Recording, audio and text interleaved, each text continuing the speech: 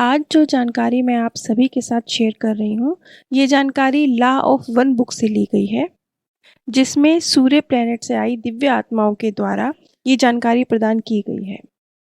Exact किन शब्दों में ये जानकारी प्रदान की गई है, अगर आप ये जानना चाहते हैं तो आप law of one Kalra recording इस तरह से अगर यूट्यूब पे सर्च करेंगे तो वो ऑडियोज आपके सामने आ जाएंगी।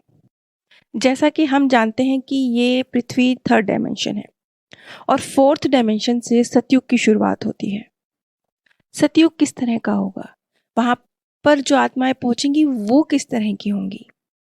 इस पृथ्वी पर यानी कि थर्ड डायमेंशन में हमारे अंदर बहुत सारे विभाजन है, ये अलग है, ये अलग है, इसकी शक्ल अलग है, इसकी हैसियत अलग है, इसकी शिक्षा अलग है, इसका धर्म अलग है, इसका देश अलग है, इसकी भाषा अलग है, बहुत सारे विभाजन है।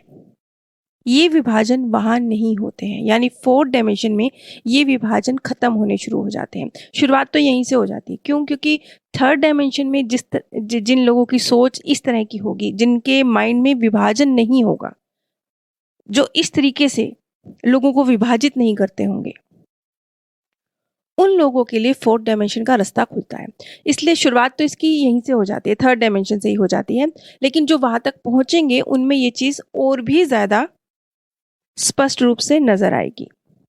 साथ ही वहां पर जैसे इस पृथ्वी पर हमारे शरीर थोड़े, क्योंकि अन्न से बने हैं तो भारी होते हैं, वहां पर हमारे शरीर ऐसे ही होंगे मनुष्य जैसे, लेकिन हल्के होंगे।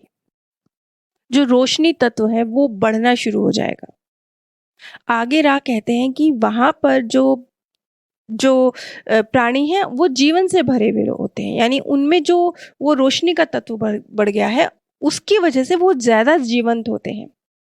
और जो एक विशेष बात है, क्योंकि एक टेलीपैथिक बातचीत होती है, माइंड से माइंड का कनेक्शन होता है, तो वहां पर जो प्राणी होते हैं फोर्थ डायमेंशन में, वो एक दूसरे की फीलिंग्स को समझते हैं और पिछली जर्नी को भी समझते हैं। जैसे इस धरती पर हम थर्ड डायमेंशन में है तो हमारी लाइफ में बहुत सारे, कितने सारे लाइफ लेसन है, सबकी लाइफ की अपनी अपनी स्ट्रगल है, बहुत कुछ झेला है, सीखा है। फोर्थ डायमेंशन में व्यक्ति जो उसकी अपनी जर्नी है, क्योंकि वो भी थर्ड डायमेंशन को क्रॉस करके आया है, उससे तो वो वाकिफ है ही, उसे तो वो जानता ही है। साथ ही साथ जो सामने वाले की जर्नी है, सामने वाला थर्ड डायमेंशन में क्या क्या कैसे कैसे पार करके उसे आया है, उसके क्या अनुभव है, क्या क्या उसने सीखा है, उसे समझने की समझ भी बहुत बढ़ जाती है।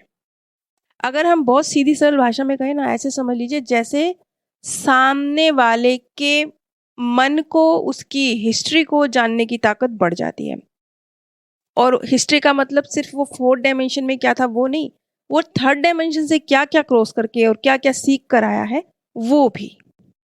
और इस तरीके से जानकारी, बहुत सारी जानकारी साझा होने लगती है और वो बहुत जर्नी इजी हो जाती है। क्यों? क्योंकि जैसे सामने वाले ने क्या सीखा, आपकी अपनी जर्नी थी ना, आपने अपना सीखा, उसने क्या सीखा, वो आप सिर्फ उससे टेलीपैथिकली कनेक्ट होकर जान पा रहे हैं। आप उस जर्नी से गुजरे नहीं है, बिना गुजरे ही आप उसकी शिक्षा को ग्रहण कर पा रहे हैं। ये बहुत बड़ी बात है कि आप बिना उस स्ट्रगल से गुजरे हुए भी सामने वाले की जर्नी को ना सिर्फ जान पाए बल्कि उससे सीख भी पाए। और आप सोचिए, जब आप कम मात्रा में या ज्यादा मात्रा में, जितनी भी मात्रा में टेलीपैथिकली सामने वाले से कनेक्ट हो पा रहे हैं, उसकी जर्नी को समझ पा रहे हैं, उसकी क्या क्या तकलीफें रहीं, कैसे कैसे प्राप्त किया, अगर ये आप समझ पा रहे हैं तो कितने सारे गिले शिकवे शिकायतें खत्म हो जाती हैं और कितना आसान हो जाता है ना मिलके आगे बढ़ना। आगे राह बताते हैं कि जैसे संगीत में 7 सुर होते हैं और 8वें सुर से फिर पहला सुर शुरू हो जाता है, इसी तरह से 7 डायमेंशन होती हैं और उनके अंदर भी 7 सब डायमेंशंस होती हैं। यहाँ पर राय ये कहने की कोशिश कर रहे हैं कि जैसे अब ये दुनिया है पृथ्वी में भी लोगों की अलग अलग सोच है और उस सोच के अंदर भी उनकी सोच को अलग अलग होने के पीछे अलग अलग रीजन है। इसी तरह से मान लेते हैं कि आप नेक्स्ट डायमेंशन में चले जाते हैं, लेकिन उस नेक्स्ट डायमेंशन में भी 7 अलग अलग डायमेंशन होंगी, मतलब उसके अंदर ही होंगी, और उन 7 के अंदर भी अलग अलग स्तर होंगे।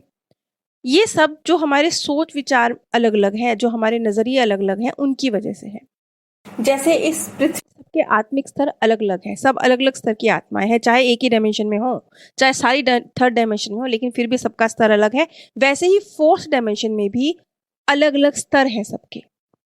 अब इस पृथ्वी पर कौन कितना अपने स्तर पर कार्य कर रहा है, यानी विभाजन किसका कितना कम है, कौन कितना दूसरों के बारे में सोच रहा है, कौन कितना इस लॉ ऑफ वन के सिद्धांत को समझ पाया है, इस सब के बेस पर उसकी अगली डायमेंशन में उसका जो स्तर है वो तय होगा। इसलिए फोर्थ डायमेंशन में पहुंच भी जाएंगे हम लोग, यहाँ ये सतयुग में एंटर कर भी जाएंगे, तो भी पहले तो सतयुग में एंटर सभी नहीं करेंगे, कुछ लोग थर्ड डायमेंशन फिर से रिपीट करेंगे, लेकिन जो सतयुग में जाएंगे उनके भी अलग अलग स्तर होंगे, जैसा जिसने अपने ऊपर कार्य किया होगा उसके अनुसार। अब लॉ ऑफ अट्रैक्शन और सामूहिक चेतना, हम सबका जो सबकॉन्शियस माइंड है वो मिलकर कैसे काम करता है, इसके विषय में राह ने क्या क्या बताया है, इसका जिक्र मैं अगली वीडियो में करूंगी।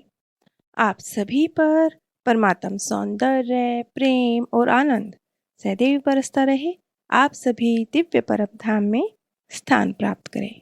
आज जो जानकारी मैं आप सभी के साथ शेयर कर रही हूँ, ये जानकारी लॉ ऑफ वन बुक से ली गई है, जिसमें सूर्य प्लेनेट से आई दिव्य आत्माओं के द्वारा ये जानकारी प्रदान की गई है।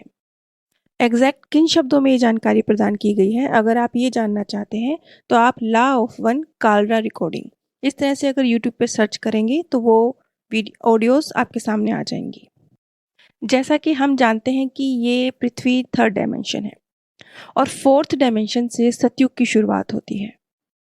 सतयुग किस तरह का होगा, वहां पर जो आत्माएं पहुंचेंगी वो किस तरह की होंगी। इस पृथ्वी पर यानी कि थर्ड डायमेंशन में हमारे अंदर बहुत सारे विभाजन है, ये अलग है, ये अलग है, इसकी शक्ल अलग है, इसकी हैसियत अलग है, इसकी शिक्षा अलग है, इसका धर्म अलग है, इसका देश अलग है, इसकी भाषा अलग है, बहुत सारे विभाजन है। ये विभाजन वहाँ नहीं होते हैं, यानी फोर्थ डायमेंशन में ये विभाजन खत्म होने शुरू हो जाते हैं। शुरुआत तो यहीं से हो जाती है, क्यों? क्योंकि थर्ड डायमेंशन में जिन लोगों की सोच इस तरह की होगी, जिनके माइंड में विभाजन नहीं होगा, जो इस तरीके से लोगों को विभाजित नहीं करते होंगे, उन लोगों के लिए फोर्थ डायमेंशन का रास्ता खुलता है। इसलिए शुरुआत तो इसकी यहीं से हो जाती है, थर्ड डायमेंशन से ही हो जाती है, लेकिन जो वहां तक पहुंचेंगे उनमें ये चीज और भी ज्यादा स्पष्ट रूप से नजर आएगी। साथ ही वहां पर जैसे इस पृथ्वी पर हमारे शरीर थोड़े, क्योंकि अन्न से बने हैं तो भारी होते हैं, वहां पर हमारे शरीर ऐसे ही होंगे मनुष्य जैसे, लेकिन हल्के होंगे। जो रोशनी तत्व है वो बढ़ना शुरू हो जाएगा। आगे राह कहते हैं कि वहां पर जो जो प्राणी हैं वो जीवन से भरे हुए होते हैं, यानी उनमें जो वो रोशनी का